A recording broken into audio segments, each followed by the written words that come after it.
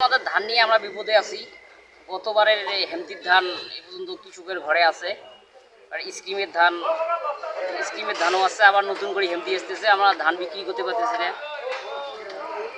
মনে করো না, আমাদের ধান বেচতে গেলে গোডাউনওয়ালা ধান নিতেছে না, দাম কম বলতেছে। আমরা বিভিন্ন ঋণ করিয়া ধান করছি, ধানের দাম কম। সরকারের কাছে আমাদের বিনীত আবেদন, আমাদের যেন এই ধানটা তারা কিনিয়ে কৃষকদেরকে যেন সেভ করে। সরকারের কাছে এটা আকুল আবেদন আমাদের। আমরা সাধারণ ব্যবসায়ীরা এবছরে ধানের বাজার অনুযায়ী আমরা অনেক ক্ষতিগ্রস্ত।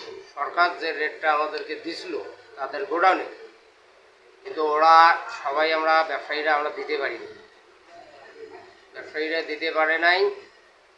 এবং ধানের বাজারটা যা দিছে ওরা, পরবর্তীতে আর ধান নেয় নাই। আমাদের চেয়েও কৃষকের বেশি লস। এখন ধান উৎপাদন করতে 1200-1300 টাকা খরচ, কিন্তু বর্তমান বাজারে বিক্রি করা লাগতেছে তাদের 900 টাকা, 970 টাকা, সর্বোচ্চ 970 টাকা বিক্রি করতে। তা আমি আবারও সরকারকে দৃষ্টি আকর্ষণ করে বলছি, ওনার কৃষকের উপর এবং সাধারণ ব্যবসায়ীর উপর নজরদারি দেওয়া দরকার। কুড়িগ্রাম জেলার কৃষক এবং ধান ব্যবসায়ীরা চরম সংকটের মধ্যে পড়েছে। সময় যত যাচ্ছে ধানের দাম ততই কমছে। আমন এবং বোরো মৌসুমে কুড়িগ্রাম জেলা এবং তার আশেপাশে ধানের বাম্পার ফলন হলেও কৃষকদের ধান দেখে মুখে হাসি ফুটলেও বাস্তবে যে বাজার অবস্থা, এতে কৃষকরা আতঙ্কিত হয়ে পড়ছে। সময় যত যাচ্ছে ধানের দাম ততই কমছে। এই সংকটের মাঝেই চলছে কৃষকরা। এই ধানের দাম না পাওয়ায় কৃষকরা দিশেহারা হয়ে পড়ছে।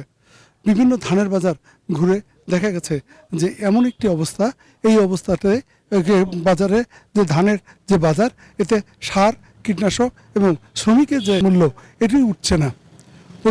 প্রতি মন ধান 950 থেকে 1100 টাকার মধ্যেই বেচাকেনা হচ্ছে। অথচ বাস্তবিক অবস্থায় এক মন ধান আবাদ করতেই প্রায় 1100 টাকার উপরে খরচ পড়ে যায়। কিন্তু বাজার যে বাড়ছে না, এই সংকটেই আতঙ্কিত হয়ে পড়ছে এই অঞ্চলের কৃষকরা। কুড়িগ্রাম থেকে প্রতি বছরই প্রচুর ধান চলে যায় বগুড়া, দিনাজপুর, নওগাঁ, সান্তাহার সহ বিভিন্ন এলাকায়। বড় বড় যে চাতাল মালিকরা আছেন, তারা এই ধান চাল করে সারা দেশে সরবরাহ করে। কিন্তু গত 2 বছর থেকে এইসব মিল মালিকরা একটি সিন্ডিকেট করেছে এবং অনেকে রাজনৈতিক পট পরিবর্তনের কারণে অনেকে তাদের মিল চাতাল বন্ধ রেখেছে। অনেকে বলছেন যে ওইসব মালিকদের কোটি কোটি টাকা যে লোন রয়েছে, এই লোনের কারণে তারা পরিশোধ করতে না পেরে ব্যাংকে তারা তাদের লোন বন্ধ করে রেখেছে, যে কারণে এই সংকটটি সৃষ্টি হয়েছে।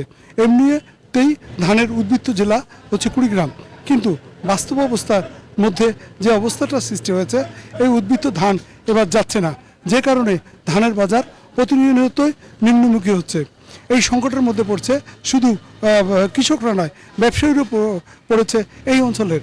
তারা বলছে যে তারা মৌসুমের শুরুতেই যে ধান কিনেছিল এবং পরবর্তীতে এই ধানের বাজার যেহেতু কমে যাচ্ছে, তাদের মিল চাতালগুলোতে এখন তারা চাল বিক্রি করলেই এই যে অবস্থাটি সৃষ্টি হয়, এতে তাদের লোকসান গুনতে হচ্ছে। আর সরকারিভাবে যে ধানগুলো না হয়, এতে পরিমাণেই খুবই কম। যত সামান্য কৃষকরা এখানে তাদের ধান দিয়ে থাকেন, কিন্তু বাস্তবিক অবস্থায় প্রকৃতপক্ষে এখনও অনেক গৃহস্থ গত মৌসুমের ধানও এখনও বিক্রি করতে পারে নাই, এবারেরও ধানও তাদের ঘরের মধ্যে রয়েছে। এই সংকটের মধ্যেই চলছে কুড়িগ্রামের কৃষক এবং ব্যবসায়ীরা। রাজু মুস্তাফিজ, 71, কুড়িগ্রাম।